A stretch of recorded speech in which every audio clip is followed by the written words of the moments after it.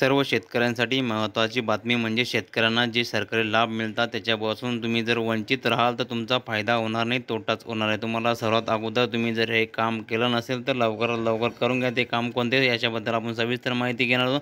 काही शेतकऱ्यांनी हे काम पूर्ण केलेलं आहे, पण बरेच शेतकरी हे बाकी असल्यामुळे सरकारने याची तारीख जी आता 2 ते 3 दिवस वाढवून देण्यात आलेली आहे. सर्व शेतकऱ्यांना इतका दिला बघा. जाहीर जाहीर सूचनामध्ये सर्व शेतकऱ्यांकरिता सूचना सर्व शेतकऱ्यांना सूचित करण्यात येते की 7/12 वर जेवढे नाव आहे त्या सर्व शेतकऱ्यांनी गावातील तसेच नजीकच्या CSC सेंटर केंद्रावर संपर्क करून फार्मर ID तयार करून घ्यावी.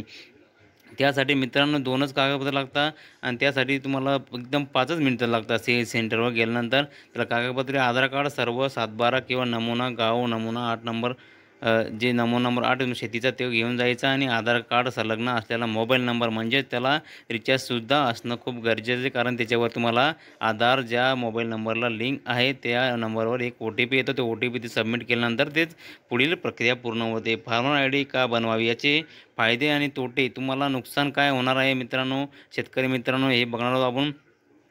ज्याप्रमाणे सर्व शेतकऱ्यांना व्यक्तीची ओळख म्हणजे आधार कार्ड आहे, त्याचप्रमाणे शेतकरी असल्याची ओळख म्हणजे फार्मर ID राहणार आहे. त्याचमुळे 7/12शी संबंधित सर्व लाभाकरिता फार्मर ID अत्यावश्यक असणार आहे. याबद्दल आपण याची जी फार्मर ID न बनवल्यास तुमचे तोटे काय होणार आहे, तुमचा लाभ काय काय बंद होणार आहे, याबद्दल आपण सविस्तर माहिती घेणार आहोत.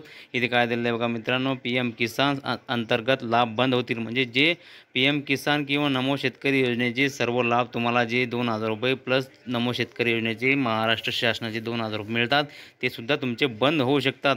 हे सरकार आता पुढील पाऊल उचलणार म्हणजे उचलणार आहे. त्याकरिता हे शेतकरी फार्मर ID हे अनिवार्य करण्यात आलेलं आहे. पीक विमा निघणार नाही. तुमचा पीक विमा जो आहे तुम्ही क्लेम करणार किंवा फॉर्म भरणार, तुम्हाला लाभ मिळणार मिळणार होता, पण तुम्हाला ते मिळणार नाही, तुमच्या खात्यात येणार नाही, कारण की तुमच्याकडे फार्मर ID नसणार. धन खरेदी तथा बोनस थांबून जाईल. तुमचं ते धन खरेदी करता सरकारी योजनेतून तुम्हाला जे डिस्काउंट मिळतं ते तुम्हाला मिळणार नाही. कृषीविषयी सर्व योजनाकरिता आवश्यक जे कृषी विषयी योजना ज्या शेतकऱ्यांना मिळतात, ट्रॅक्टर अनुदान, हे सर्व जेवढे अनुदान आहे, जे सबसिडी आहे, तुम्हाला याच्यापासून तुम्ही वंचित राहू शकतात.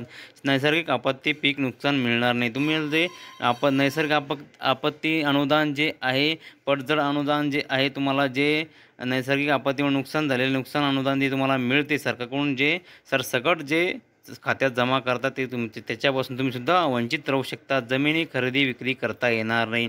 तुमची जमीन कोणाला विकायची किंवा तुम्हाला घ्यायची आहे, तुमच्याकडे ते तुम्हाला करता येणार नाही. कर्जमाफी लाभ घेताना नाही. जर सरकारने तुमचं कर्ज माफ केले 1 लाखापर्यंत 2 लाखापर्यंत, ते सुद्धा त्याच्यापासून तुम्ही वंचित राहू शकता. अशा प्रकारे असे अनेक लाभाकरिता फार्मर ID मागविला जाईल. तेव्हा शेतकऱ्यांचे कोणतेही नुकसान होऊ नये म्हणून आजच फार्मर ID बनवून घ्यावी अशी विनंती ही सरकारकडून करण्यात आलेली आहे. मित्रांनो, तुम्ही जर बनवला असेल तर तुम्हाला बनवण्याची गरज नाही, कारण की ज्या शेतकऱ्यांनी बनवलं नाही त्या शेतकऱ्यांना याचे तोटे किंवा नफा जे आहे ते सर्व इथं दिलेलं आहे. मित्रांनो, तुम्ही जर काढलं नसेल तर तात्काळ जाऊन CSC सेंटरवर जाऊन तुम्हाला जे डॉक्युमेंट सांगितले ते घेऊन जावे आणि तात्काळ हे बनवून घ्यावे. असेच नवीन नवीन व्हिडिओ आपले YouTube चॅनलवरती मिळत असतात. तुम्हाला जर असेच व्हिडिओ माहिती किंवा पाहिजे असेल तर चॅनल नवीन आला असेल तर चॅनलला सबस्क्राईब करून ठेवा, जेणेकरून असेच महत्त्वाचे व्हिडिओ तुम्हाला मिळत राहील. जय हिंद, जय महाराष्ट्र.